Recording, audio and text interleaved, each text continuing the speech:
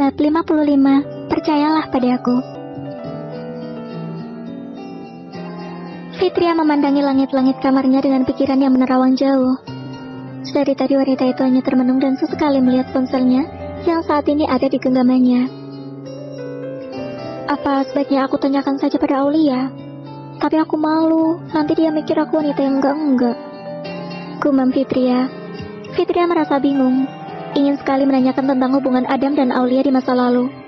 Apakah mereka memang pernah dekat sebagai pasangan kekasih? Ataukah hanya sebatas sahabat? Sejak Adam mengetahui masalah perjodohan itu, sejak saat itu juga sikap Adam yang berubah drastis, menjadi semakin dingin dan selalu memperlihatkan wajah datar di depan Fitria. Adam seakan merasa jijik untuk hanya sekedar memandang Fitria. Awalnya, ia hanya merasa bahwa Adam mungkin terlalu syok mendengar kabar perjodohan mereka. Tapi semakin lama, sikap Adam benar-benar menunjukkan bahwa ia tidak setuju dengan perjodohan ini. Adam bahkan dengan terang-terangan mengatakan pada Fitria bahwa ia menolak dengan tegas perjodohan itu. Fitria sudah menyuruh Adam berbicara sendiri pada keluarganya dan mengatakan ingin perjodohan ini dibatalkan saja.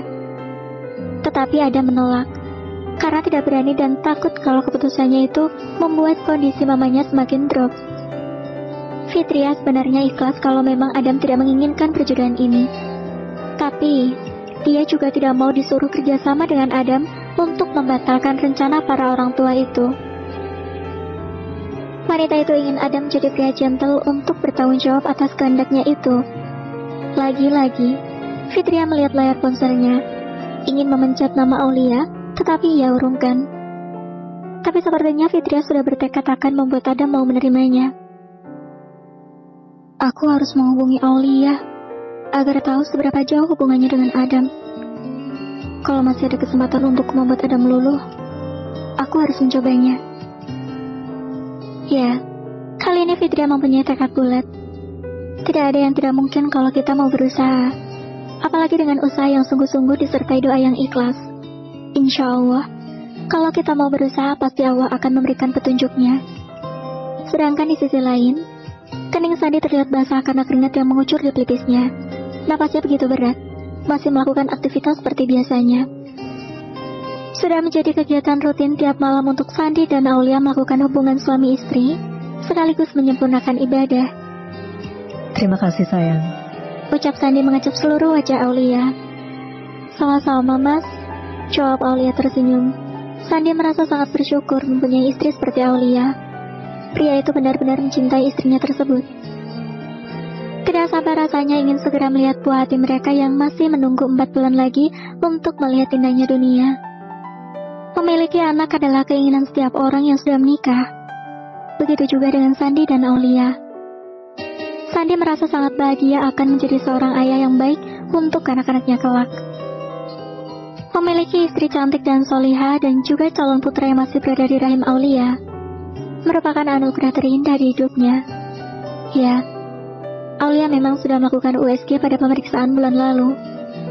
Sebenarnya Aulia tidak begitu menginginkan USG agar menjadi penasaran terhadap jenis kelamin calon bayinya.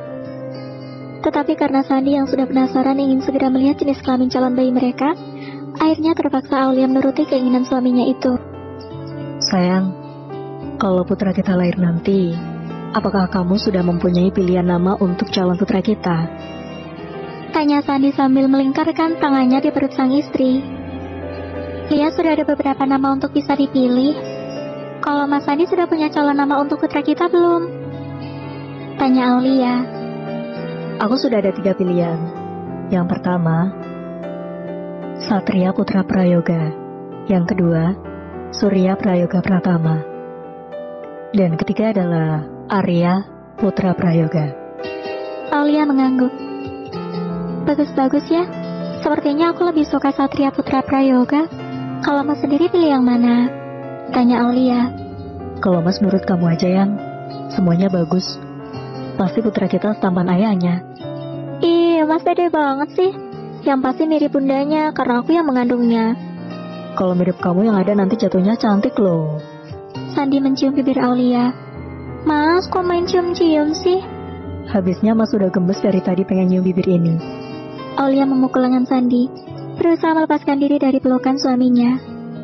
Sandi mencium pipi Aulia gemas.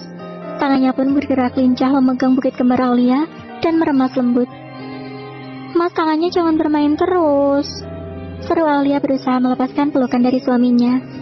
Pada saat masih asyik bergulat di bawah selimut, tiba-tiba ponsel Aulia berdering. "Mas Sandi, cukup, itu ada telepon," seru Aulia membuat Sandi berhenti. "Siapa malam-malam begini yang telepon?" tanya Aulia membuat Sandi langsung duduk. Sepertinya mereka penasaran karena jam juga sudah menunjukkan pukul 10:30 malam. Entah kenapa Aulia menjadi sedikit takut kalau ada orang yang menelponnya tengah malam seperti ini. Masih ada sisa trauma akan kejadian 2 bulan yang lalu pada saat Aulia mendapatkan pesan dari Roni.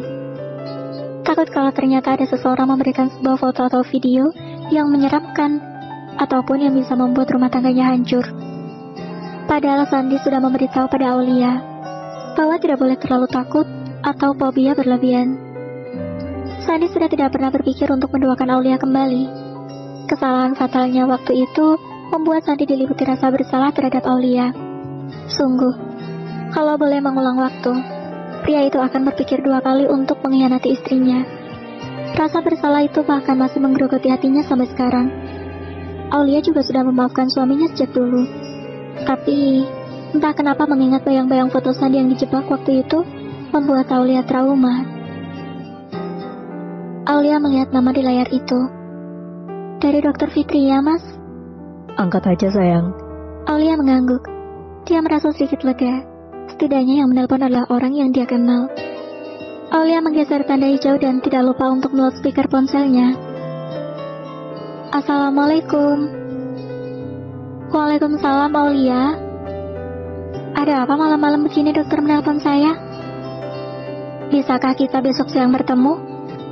Aku ingin mengajakmu makan siang sekaligus akan ada hal yang ingin aku tanyakan." Aulia menatap Sandi seakan meminta izin. Sandi mengangguk mengizinkan sang istri karena yang mengajaknya bertemu adalah seorang wanita. "Baiklah dokter, kita bisa bertemu besok setelah duhur." "Baiklah, maaf malam-malam begini mengganggumu Aulia. Sampai bertemu besok. Nanti tempatnya aku kirim lewat pesan. Assalamualaikum." "Waalaikumsalam."